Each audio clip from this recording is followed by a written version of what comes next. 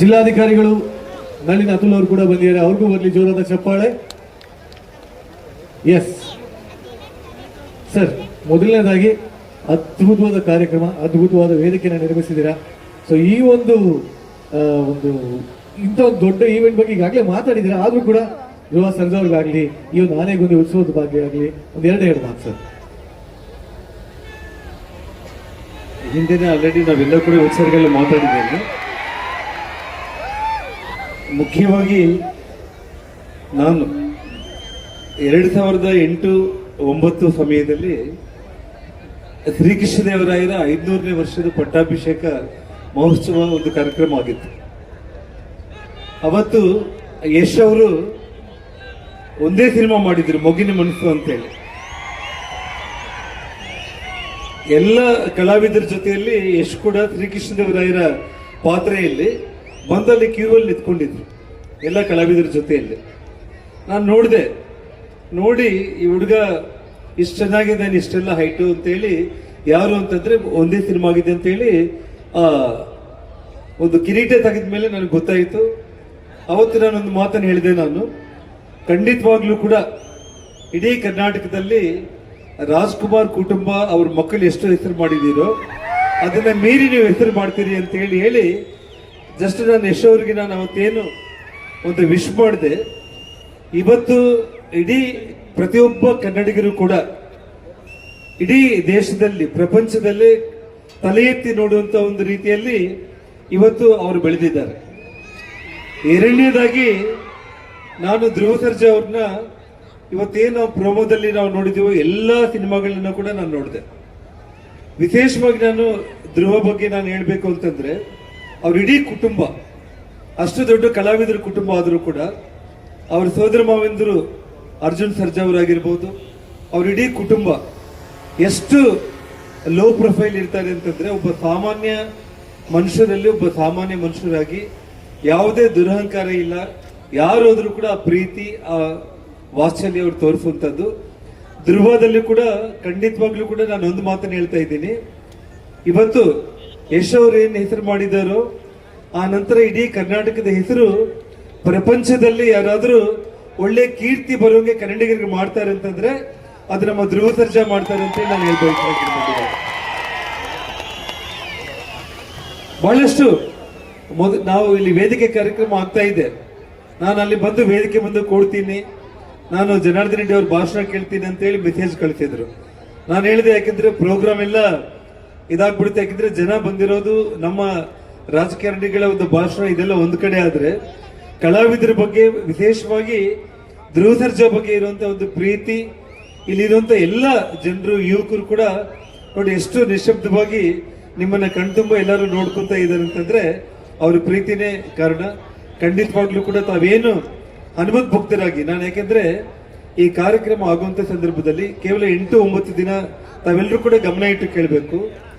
ಒಂದು ಕಡೆ cinema shooting ಬಹಳ ಜೋರಾಗಿ ನಡೀತಾ ಇದೆ, ಅದು ಪ್ಯಾನ್ ಇಂಡಿಯಾ ಮೂವಿ. ಈ ಮಾರ್ಟಿನ್ ಸಿನಿಮಾ ಮೂಲಕ ಇಡೀ ಜಗತ್ತೇ ಧ್ರುವ ಸರ್ಜಾ ಅವ್ರನ್ನ ಇವತ್ತು ಹೆಗಲ ಮೇಲೆ ಎತ್ಕೊಂಡು ಹೋಗ್ತಾರೆ ಅಂತ ಹೇಳಿ ನನಗೆ ನಂಬಿಕೆ ಇದೆ. ಇವತ್ತು ಹನುಮಂತ್ ಭಕ್ತರಾಗಿರೋ ಕಾರಣ ಕುಟುಂಬ ಖಂಡಿತವಾಗ್ಲೂ ಕೂಡ ಧ್ರುವ ಸರ್ಜಾ ಈ ಒಂದು ಪುಣ್ಯಭೂಮಿಗೆ, ಹನುಮನ ನಾಡಿಗೆ ಅವ್ರು ಬರಲೇಬೇಕು ಅನ್ನುವಂತ ಒಂದು ನನ್ನ ಆಸೆ ಇತ್ತು.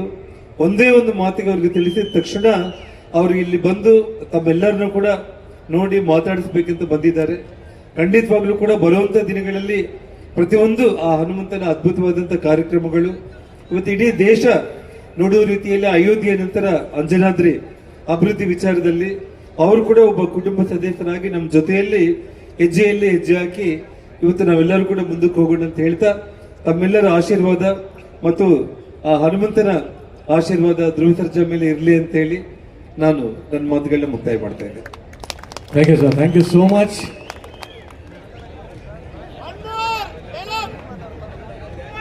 ಓಕೆ, ಈ ಸನ್ಮಾನಕ್ಕಿಂತ ಮುಂಚೆ ಒಂದೇ ಒಂದ್ಸಲಿ ತುಂಬಾ ಜನರ ಬೇಡಿಕೆ ಇದೆ, ಕೋರಿಕೆ ಇದೆ.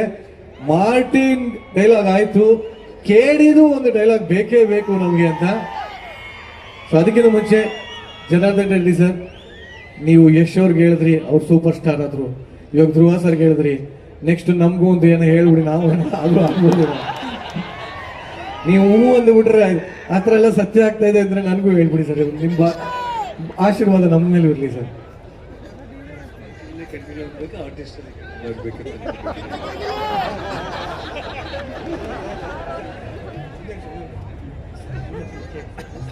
ಸರ್ ಆಂಕರ್ ಆಗಿ ಮುಂದುವರಿಬೇಕಂತೇನ ಅಥವಾ ನಟರಾಗ್ಬೇಕಂತ ಅನ್ನೋದು ಪ್ರಶ್ನೆ. ನೀವು ಹೂ ಅಂದ್ರೆ ರಾಜಕೀಯಕ್ಕೂ ಬಂದ್ಬಿಡ್ತೀನಿ ಸರ್. ನಮಗೇನಿಲ್ಲ ಸರ್, ಹಿಂದೆ ಎರಡ ಇದ್ರೆ ಮುಂದಕ್ಕೆ ಹೋಗ್ತಾ ಇರೋದೇ ಅಷ್ಟೇ. ಅದು ಜನಾರ್ದನ್ ರೆಡ್ಡಿ ಸರ್ ಇದಾರೆ ಅಂದ್ರೆ ನಾವೇ ರೆಡ್ಡಿ ಸರ್ ಇದಾರೆ ನಿಂದೆ ಒಂದು ಸೈನ್ ಅಂತ ಓಡಾಡ್ಬಿಡ್ತೀನಿ ಸರ್. ಖಂಡಿತವಾಗ್ಲೂ ಕೂಡ ನೀವು ನನಗೇನಂತಂದ್ರೆ ಆಂಕರಿಂಗ್ ಅನ್ನೋದು ಅಷ್ಟು ಸುಲಭದ ವಿಚಾರ ಅಲ್ಲ. ಓಕೆ, ಅದು ಭಗವಂತ ಕೊಟ್ಟಿರೋ ವರ.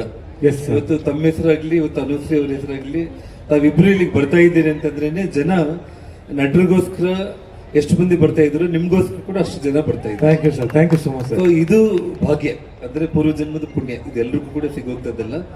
ಹಾಗಾಗಿ ಬರುವಂತ ವರ್ಷ ನನ್ನ ಮಗನ ಸಿನಿಮಾ ಕೂಡ ಪೂರ್ತಿ ಆಗಿದೆ. ಜೂನ್ 1ನೇ ತಾರೀಕು ಸಿನಿಮಾ ರಿಲೀಸ್ ಆಗ್ತಾ ಇದೆ. Super sir. ಹಾಗಾಗಿ ಬರೋ ವರ್ಷ ನಮ್ಮ ಅಂದ್ರೆ ಈ ಒಂದು ಶೀಘ್ರದಲ್ಲೇ ಧ್ರುವ ಸರ್ಜಾ ಅವ್ರ ಕೈಯಲ್ಲೇ ಅವನು ಪಬ್ಲಿಕ್ ಆಗಿ ಲಾಂಚ್ ಆಗ್ಬೇಕನ್ನೋದು ಕೂಡ ನನ್ನ ಆಸೆ. ಹಾಗಾಗಿ ಶೀಘ್ರದಲ್ಲೇ ಆ ಕಾರ್ಯಕ್ರಮ ಕೂಡ ಇನ್ನೊಂದು ತಿಂಗಳೆಲ್ಲ ಆಗುತ್ತೆ. ಆ ಆಂಕರಿಂಗ್ ನೀವು ಮಾಡ್ತೀರಿ. ಎಲ್ಲ ಟಾಪ್ ಹೀರೋಗಳಿಗೆ ಆಂಕರಿಂಗ್ ಮಾಡೋದ್ರ ಜೊತೆಗೆ ನೀವು ಇಡೀ ಕರ್ನಾಟಕ ಜನರ ಹೃದಯದಲ್ಲಿ ಇರುವಂತ ಒಂದು ಕೆಲಸ ಆಗುತ್ತೆ. Thank you sir, thank you so much sir, thank you, thank you. ಬಲೆ ಇನ್ನೊಂದ್ಸರಿ ನಮ್ಮ ಜನಾರ್ದನ್ ರೆಡ್ಡಿ ಸರ್ಗೆ ಚಪ್ಪಾಳೆ. ಇಷ್ಟು ಪ್ರೀತಿ ಮಾತು ಸಾಕು ನಮ್ಗೆ.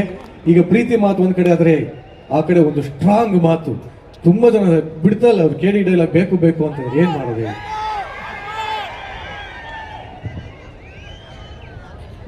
ಏಯ್ ಅಲ್ಲಿ ಬೆಟ್ಟದ ಮೇಲೆ ಕೂತಿದ್ದೀರ, ಹುಷಾರು. ಅಯ್ಯೋ ನಿಜವಾಗ್ಲೂ ಕೂತಿಯಾರ? ಅಯ್ಯೋ ಅದೇ ಅವ್ರು ಮೋಸ್ಟ್ಲಿ ಲೈಟಿಂಗ್ ಅಲ್ಲಿ ನಾವು ಕಾಣ್ತೀವಿ ಅಂತ ಕೂತಿಯಾರೇನೋ ಅವರು. ಹುಷಾರಪ್ಪ, ಬೆಳಗ್ಗೆ ಎಲ್ಲ ಕಾದಿರುತ್ತೆ, ಹೋಗ್ಬೇಕಾದ್ರೆ ಹೆಂಚಾಗ್ಬಿಡುತ್ತೆ, ಹುಷಾರು.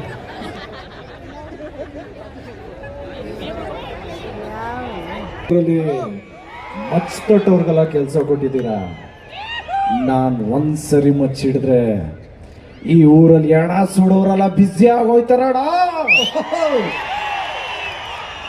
ಇನ್ನೊಂದು 2 ನಿಮಿಷ ಇಲ್ಲೇ ಸುಟ್ಟು ಬಿಡ್ತಿದ್ದ ಬೆಂಕಿ ಹಾಕೊಂಡು ಯಾರಲ್ಲ ಅವನು.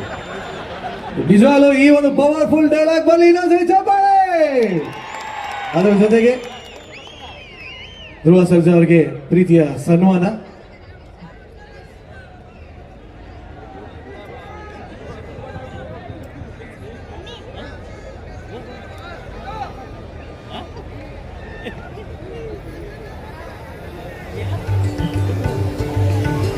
ಆನೆಗುಂದಿ ಉತ್ಸವದ